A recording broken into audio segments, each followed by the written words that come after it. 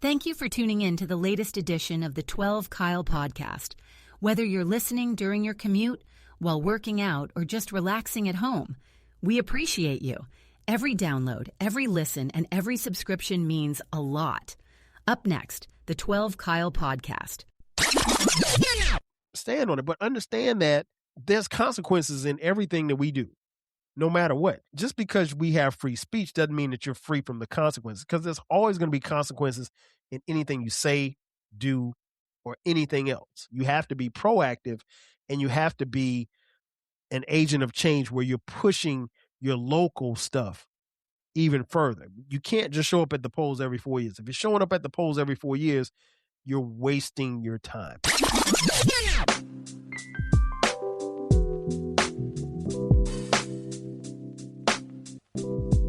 Ladies and gentlemen, thank you for listening. Thank you for downloading. And thank you for subscribing to the latest edition of the 12 Kyle podcast. I am your boy, 12 Kyle. I want to thank you all for tuning in as you do each and every week. Shout out to those of you watching on YouTube as well as Spotify. Man, check this out. Here recently, at the time of this recording, there has been a lot of discourse in the community about celebrities and their fan bases. To be more specific, Black celebrities and their fan bases, and how some may fall as far as their political support in this country. Now, at the time of this recording, there is an administration that is currently running the United States. I'm not going to call any names. You know who it is. But that name never gets mentioned on this podcast. It's always referred to as Duke. So going forward, it will be Duke.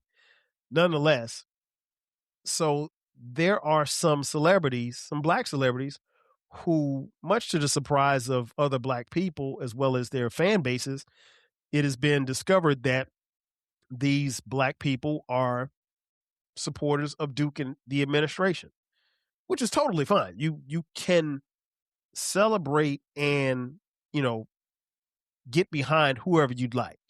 There's nothing wrong with that.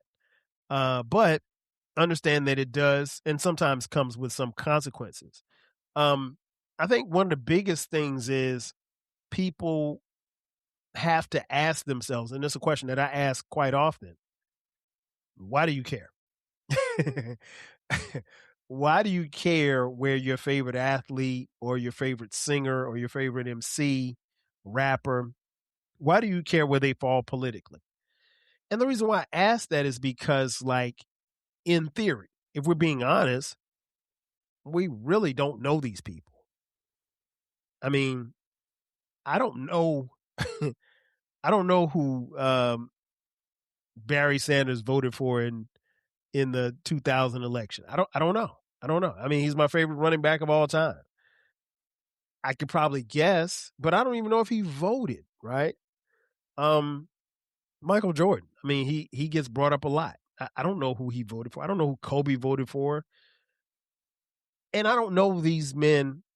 I know them from their athletic exploits. I know a little bit about them as far as from their interviews, but I don't know them. I don't know who Rev Run voted for in the last election.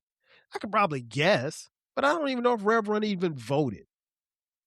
But he's somebody who I admired, and his group was the reason why I fell in love with hip hop. But I don't know Rev Run. He seems like a nice guy. He's been, like I said, the guy that really took off, that helped hip hop take off for me in his group of Run DMC, but I don't know him personally. I know what I've seen on TV. I know what I've heard in his music, but I don't know him personally. He's a reverend, but for all I know, he could smoke weed and snort cocaine. I don't know, right? I would hope not, but he's a human just like me. He puts his pants on one leg at a time. So I wanted to start by asking that, because I think that's a valid question that we probably should ask ourselves more often. Why do we care? And I've seen some discourse on social media, and I'll get into it in just a few, but some of it's been interesting. Some of it's been downright comical. And some of it's really been sad. But if you go back to episode 705, the episode was called We Know Too Much. I truly believe that we know way too much. Social media, the internet has given us access, and probably we have a closer affiliation with people, or at least in our minds we do, with some of these people, but we don't know them. But we know too much. So we don't, why do we know where people stand politically or don't stand? And again, you're free to choose to support whomever you choose. But over a period of time, it got to a point where we felt the need to let everybody know. Case in point, there's a guy who lives, and I think I talked about this on the episode. If I didn't, I apologize, because I meant to bring it up. But there's a guy who lives around the corner from me. Black guy, black family. And there was a Trump sign in his yard right around the election time. You know, it didn't shock me because, again, I don't know these people. I've never said hello or bye to anybody or in his house. Just looked kind of different from what you may expect. A Trump sign in a black yard in a black neighborhood. And my wife mentioned it. She was like, "Did you see that Trump sign in that guy's yard?" I was like, "Yeah, I saw it." And that was it. But, I don't know those people. But I found it interesting that, somebody kicked the sign over one day. And they put it back up. And then somebody kicked the sign over again. And then they put it back up. And then somebody took the sign out of their yard and threw it in the street. And they threw it in the street because I almost ran over it. And I'm like, well, wait a minute now. We're not going to litter. But you get the point. Like, I don't know how or why. They didn't have to tell me that they, were supporting Duke. It was cool, but, their support of Duke led someone to be moved to the point where they felt like they could go into their yard, take that sign and throw it in the street, which is crazy. I don't want anybody coming to my yard, period, especially uninvited. That being said, they have a right to do that. I just don't know how or why we got to the place where we felt the need to voice and let everybody know, because there was a point in time, in the not so distant history, in our not so distant past, where, nobody knew who voted for whom or what party you supported, because when you went inside that booth and you clicked that name or you wrote in that name, that was it. Nobody knew unless you told somebody. And there was a point in time, and again, not that long ago, where people kept that close to the vest like they would their virginity. Like, you weren't gonna let nobody know who you was doing it to or who was doing it to you. But I said all that to say this, like, I don't know when or why that became popular, but again, we know too much. We know way too much. And, where people stand on social issues, we know too much.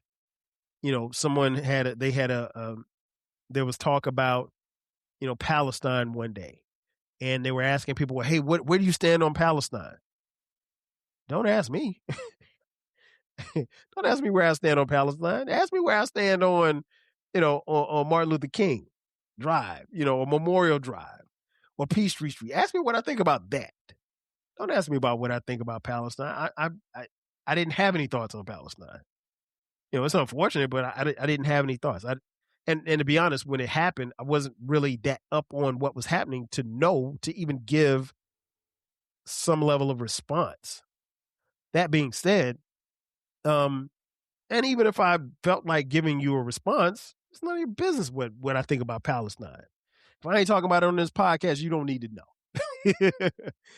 But I say that in jest, but I mean, again, we know too much, and I don't know. It's the process of group thought. I mean, and I see it on social media, like, people want to listen to not necessarily my podcast, because I'm not giving you that type of content, but they want to listen and watch podcasts and things of that nature, and they want to hit the comment section and they want to argue or they want to disagree. And that's fine. You definitely are free to do that. I ain't want to go back and forth with none of you. I'm just not, right? Because I don't know you and you don't know me.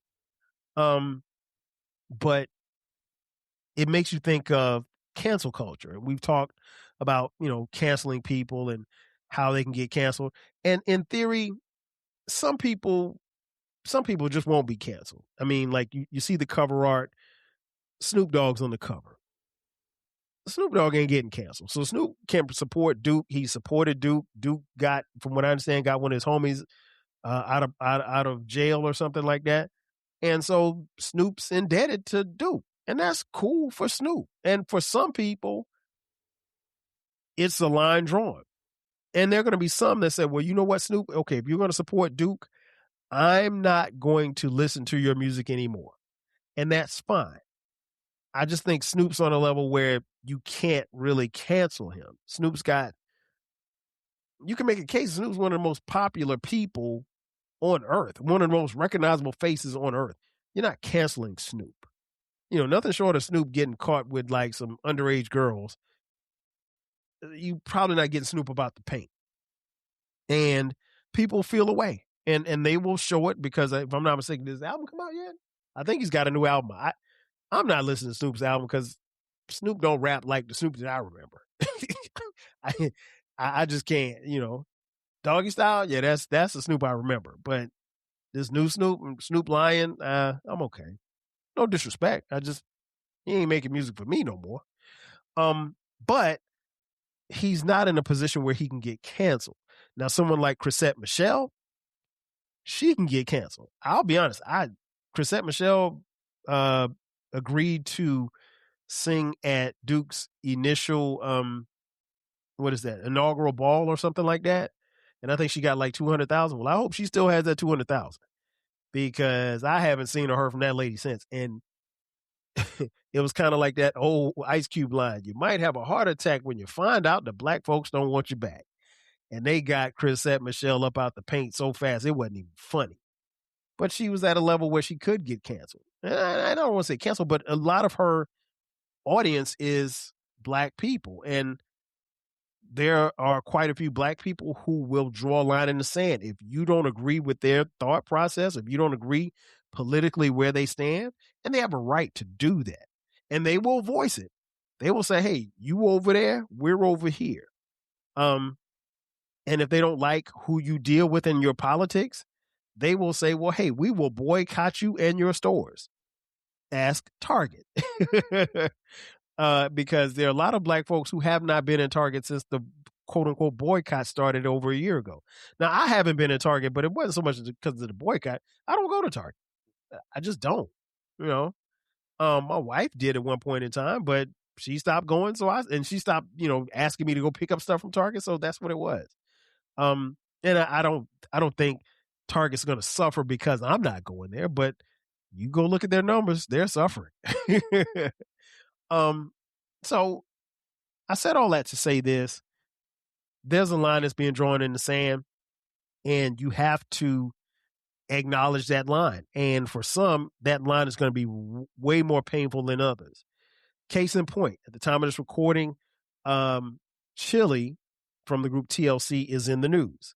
As many of you know, maybe you don't know, Chili got into some heat, if you will, at least in the community.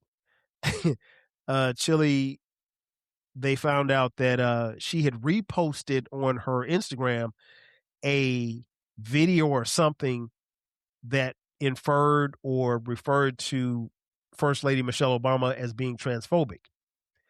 And listen, I don't care who you are, you're not going to play with the First Lady. And she'll forever be my first lady. I don't know what y'all call this other lady up here, but she ain't the first lady to me. Michelle Obama, that's the first lady, right? So you're not going to play with her. You know what I'm saying?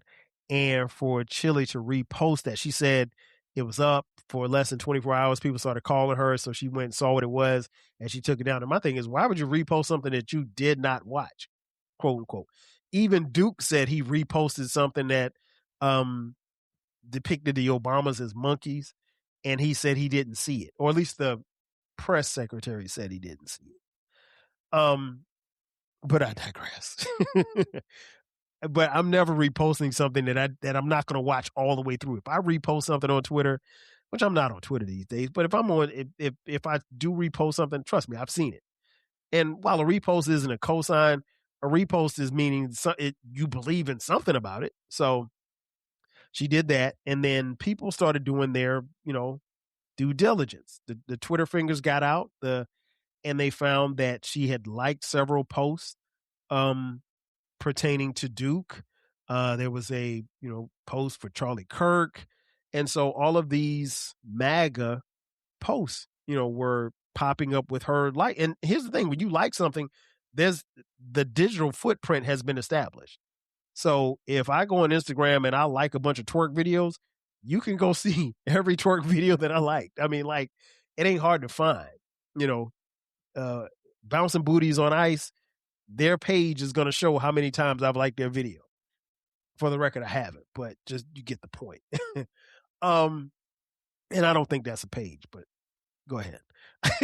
Nonetheless, she created a digital footprint, and there was a lot of it was tied to MAGA. And so subsequently, black folks was trying to get chilly about the paint, and they may have in so many words. And so she had to produce a video. She came on the video. She explained that she, did it by mistake. She came out with a statement that said, "I'm not MAGA." Now, the devil is in the details always. I read her statement, and in her statement, she said, "I'm not MAGA," but she didn't say, "I don't support Duke."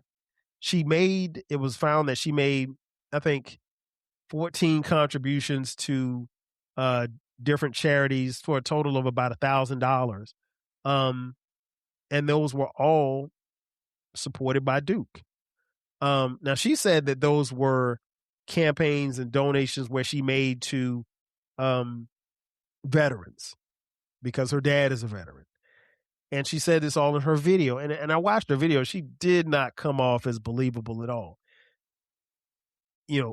Chili, if you're watching this, you probably should hire Olivia Pope. Because it's like the old Jay-Z line. We don't believe you. You need more people. And all of this comes on the heels of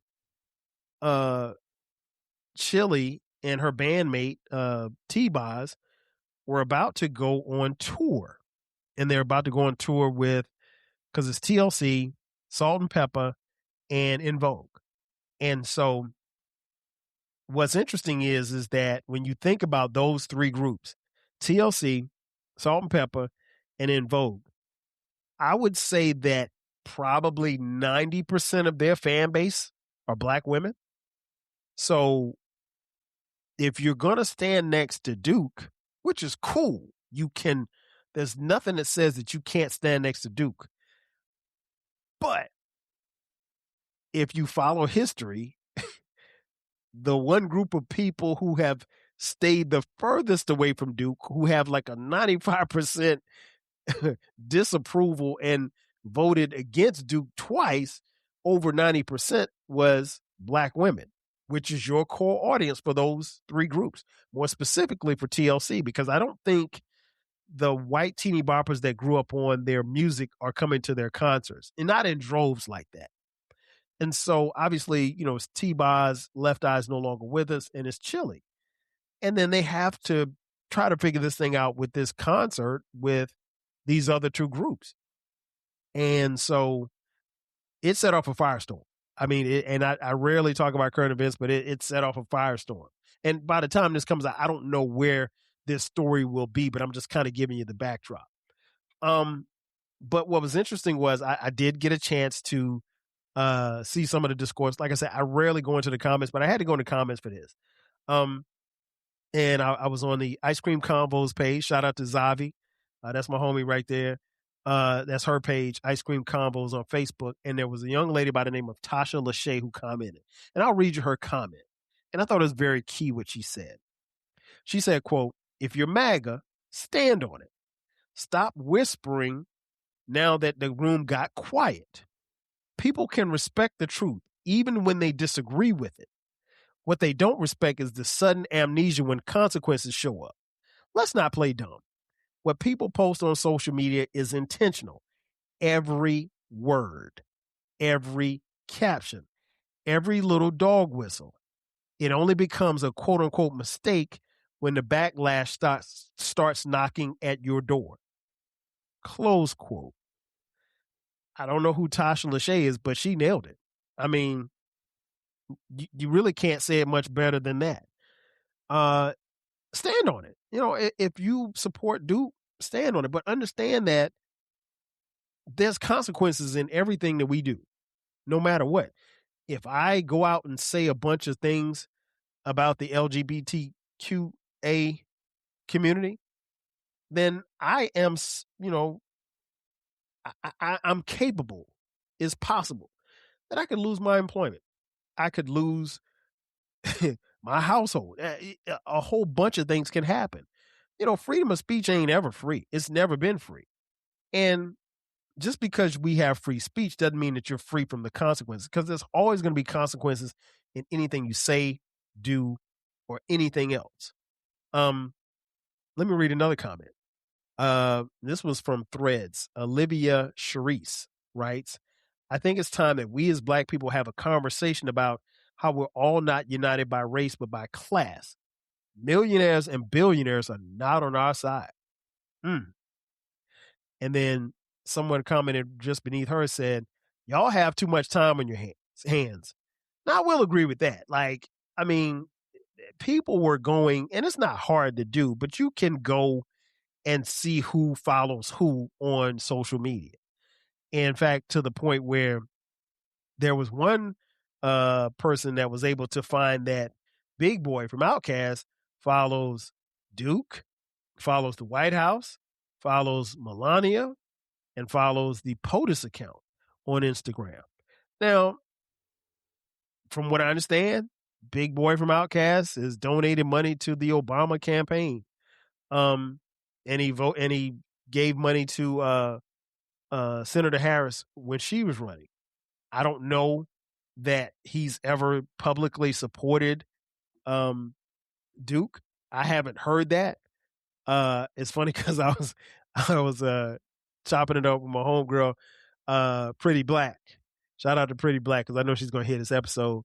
And she was like, "Lord, it can't be Big Boy." And I was like, I mean, it could be. Well, I don't. I've actually met Big Boy before. I don't know him personally though. Like I don't know which way his politics are. He makes a lot of money. There are a lot of people, to the other person's point, these millionaires and billionaires, you know, financially, they may sway on one side. They may sway to the MAGA side, if you will. And here's the thing I've always said. I can understand if someone says, well, hey, no matter what color they are, hey, I'm going to vote red every single time because this is the party I identify with. This is what I do. This is blah, blah, blah, blah, blah. I get it, right? I can understand voting red. What I can't understand is voting for Duke. Because I know people, Black people, who traditionally vote red. They sat it out. They didn't. They weren't going to vote for Harris, and they told me, they was like, "Look, I'm not voting for Harris, but I'm not voting for Duke either. I'm never going to vote for Duke." And you know what? I didn't like it, but I could respect it. You know, I don't understand voting for Duke, but you know, get it how you live. That's you doing you. You have to do. We all have a choice, right? And you have to make the choice that you deem is best for you and your family. But I always say every year about when I do because I don't talk about politics a lot on this podcast. I may have 5 episodes about politics in the 700 plus episodes that you have. But the thing that I will say is that, you know, if you're voting every 4 years and that's all that you're doing, you're missing the boat. You have to be active. You have to be proactive, and you have to be an agent of change where you're pushing your local stuff even further. You can't just show up at the polls every 4 years. If you're showing up at the polls every 4 years, you're wasting your time. And that don't matter who you vote for. And I say that as someone who is not a Democrat or Republican. I'm a registered independent, and I will tell you that I have voted Democrat in the last couple of elections. But no, I'm not. There was no way. I would write my name in before. I'd write your name in. I would write in Lassie before I voted for Duke. I'm never going to vote for Duke. No disrespect. Disrespect. I'm just not. But that's my God-given right. But I don't have to tell you that. And I just told you because you already know. So what happens when some of the brands that you support don't align with you politically? What do? What happens when you're driving a Tesla?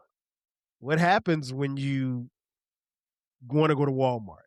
What happens when you want to order some packages off of Amazon? What happens when you want to check to see how your granny's doing on Facebook?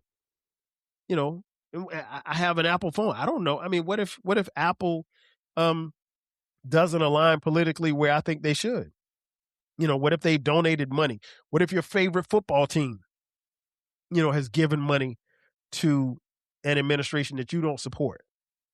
Where do you draw the line? I think people, and I've said this often, people, we move that line for whomever we want to. So as much as, people will say, okay, I'm not going to go to Target, but they might go to Walmart.